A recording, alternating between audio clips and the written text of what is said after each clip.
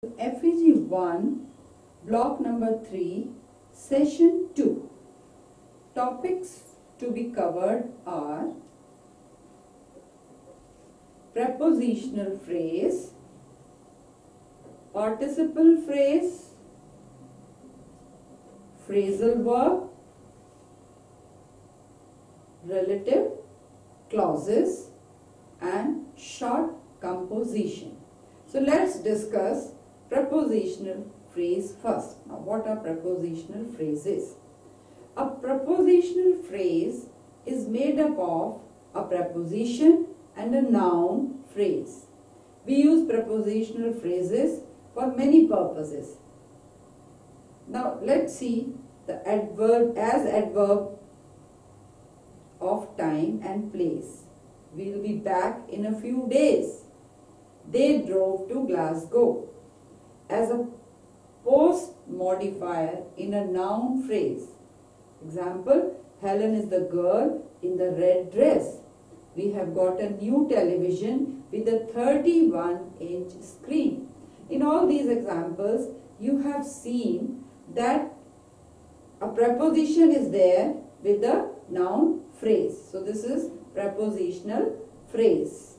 Now, see some more examples. The prepositions are at, in, from, with, by.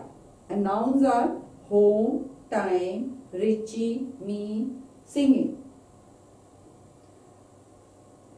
Now, at home, in time, from Richie, with me, by singing. So it becomes prepositional phrases. Now, racing toward the finish line, George left the other runners behind.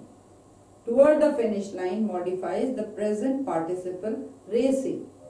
The passengers seated at the back couldn't see. At the back modifies the past participle seated. I don't mind sailing in rough weather. In rough weather modifies the gerund sailing. Now, do you want to go to a restaurant for a lunch? To a restaurant and for lunch. Modify the infinitive to go. Some adverb prepositional phrases modify adjectives also. Now see the examples. The children were afraid of the barking dog. The dog eating the geraniums belongs to my neighbor. Now participle phrases. A participle phrase is a participle with attached words because it is a verb form. A participle may take an object. See the example. Hearing the shouts, I swung around. The noun shouts is the object of the participle hearing. So these are the example of participle phrases. Again, few more examples. A participle can also have modifiers such as verbs or prepositional phrases. Now see the examples. The snow drifting deeply over the fields covered the deer's tracks. The adverb deeply and the phrase over the field modify the participle drifting. Hope it's clear to you. Next, one more example. A participle with one or more objects or modifiers forms a participle phrase. In the examples below, the present and the past participle phrases modify the words in bold font. Now see, the dog eating the geraniums belongs to my neighbor. Trees blown down by the wind block the road. Peering at the map, I tried to find the street name. My aunt lives in a stone cottage built by my great-grandfather. You just note the bold, words which are written with bold letters. Wrapped in a foil paper, the passers gleamed in the firelight. I traced this cousin through an address found on the internet. Have you read read this novel written by Rohinton Mistry? Now a phrasal verb. Now let's come to phrasal verbs. A phrasal verb is a verb followed by a preposition or an adverb. The combination creates a meaning different from the original verb alone. Again, a phrasal verb are part of a large group of verbs called multi-part or multi-word verbs. The preposition or adverb that follows the verb is sometimes called a particle also. Phrasal verbs and other multi-word verbs are an important part of the English language. However, they are mainly used in spoken English and informal text. They should be avoided in academic writing where it is preferable to use a formal verb such as to postpone rather than to put off. Hope it's clear to you. Spoken English at times is different than academic writing English. So where you are using the word postpone, you cannot write the word to put off. Transitive and intransitive phrasal verbs. Hope you know what is transitive and intransitive verbs. With subject, with object. Where subject and object both are there, the transitive, intransitive, where objects are not there. Some phrasal verbs are transitive. Transitive verb always has an object. Example, I made up an excuse. Excuse is the object of the verb. Some phrasal verbs are intransitive, where object is not there. In intransitive verb, they don't have an object. Example, my car broke down. There is no object here. Now add up, blow up, bring up and call off. See these examples. To be added together and equal the expected or correct total. Example, we added up the apples. There were 12 in the basket. Now to fill something with air or gas. Example, please could you blow up those balloons? To bring up, to take care of and teach a child who is growing up. There we use bring up. Example, their grandparents brought them up because their parents were always traveling. Call off, to stop doing or planning or do something. That means call off. Example, Maria called off the wedding. She decided she didn't love him. Now this is how we use add up, blow up, bring up and call off. Now few more examples. Carry on, come across, come up with, fall apart. Now let's see those examples in detail. What's the meaning of carry on? Carry on means to continue to do what you have been doing. Now the examples are, example is, sorry, I interrupted. Carry on talking. Come across. The meaning is to seem to have a particular quality or character, to make a particular impression. Example, Julia came across as a bit bossy. Come up with. The meaning is to get or think of something that is needed or wanted. Example, we finally came up with a solution to the problem. Fall apart. The meaning is to break into parts in usually a sudden and unexpected way. And the example is, my cake fell apart when I tried to cut it. Now come relative clauses. Now what are relative clauses? Relative clauses are clauses starting with the relative pronoun who, that, which, whose, where, when. They are most often used to define or identify the noun that precedes them. See the examples. Do you know the girl who started in grade 7 last week? So who word is Identifying girl, a noun. Can I have the pencil that I gave you this morning? Pencil, that. A notebook is a computer which can be carried around. Now, which and computer is a noun. I won't eat in a restaurant whose cooks smoke. Restaurant and whose. I want to live in a place where there is lot to do. Where? Place. Yesterday was a day when everything went wrong. When and day.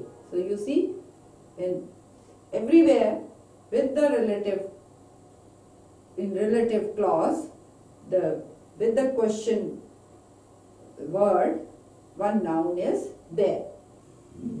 Now we will discuss about short composition. In my previous sessions, I have already explained to you about the composition, how we write a composition. As you know, the composition has three main parts. The introduction is the first paragraph, and 2 or 3 paragraphs are there which are covering the body of the composition, and in the end the last paragraph is their conclusion, or where we summarize the topic. The same way, the composition is written in the same way, but in a short composition the words will be less.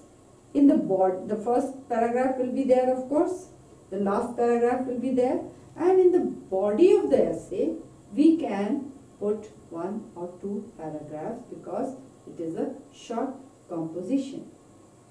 Now the question is, what is the topic? It all depends on the topic. Some of the topics are there where you can easily write a short composition. The topics are there today. The first topic is, educated parents can bring up their children much better than uneducated parents. Now, first of all, in the first paragraph, when you are writing a short composition, you will explain about what is the topic. The topic is, then when parents are educated, it is easier for them to educate their children also, to bring up their children also, because they know about health care, they know about the upbringing, about the education, about the schooling, every aspect of a child, the social development, the mental development, the physical development of a child, they understand better than uneducated parents. So this is the introduction. You can give it in 1 paragraph, and then you can explain how it is possible. How do you say that educated parents can bring their children much better than uneducated parents? Then you will give your logical reasons for that. The logical reasons will be that educated parents, they can take better health care of the child because they know how to take care, how to protect their child from different diseases, time to time given various vaccinations, then proper food, balanced diet, which diet is important for growth. Each and everything educated parents know, and the timings for the food, how much of protein should be given, how much carbohydrate, what is the function of protein, why more protein, less carbohydrate, or vitamins, then fats. Each and every nutrient in the food has to be there, diet has to, look, these are the small things which educated parents know for the growth of a child, and that's a part of upbringing. Then when the children are going to school, then also educated parents can take care of their education. They themselves are educated, so they know how to teach their children and what to teach. Education part also. So the physical development, health care, food part, mental development, education, everything is taken care of by educated parents. And you can summarize your essay in the end by saying that education is very important. There is a saying, you educate one girl, you educate the whole family. If mother is educated, she will take care of the whole family, all the children. So, in the end, we can conclude by saying that education is must. So, educated parents will be able to give a better education to their children, better upbringing to their children. So, this is a short composition on that topic. The second topic we consider is, should more be done to protect and preserve endangered animals? Now, before we discuss this short composition, I would like to focus on the topic. The topic is, should more be done to protect and preserve endangered animals? In our country, the environment is full of natural resources. Our forests are very rich in wildlife, and wildlife is full of wild animals. Now, to protect and preserve these animals, it's very important that we pay attention to protect our forests. Because these wild animals, these special species which are getting disappear, those animals, they live in forest, thick forest. So what we do? What should we do? Government is doing a lot. You must have heard about Save Tiger campaign all over India. This campaign is going on in the schools, in the colleges, on the streets, on the media, television, everywhere. They show that save tiger. Because if we will not preserve this resource, this natural resource, these endangered animals, then the equilibrium in the nature will be lost. There is an ecosystem where the natural resources should be preserved in a natural way. The imbalance in the ecosystem is dangerous. So, not to cut the forest, grow more plants, keep the air clean, keep the air pollution free. All these slogans you have been listening, and if we practice it seriously, I'm sure we can preserve our endangered animals, because these wild animals, they live in forest. So our basic requirement today is to protect our forests. So this is all about today's session. Thank you.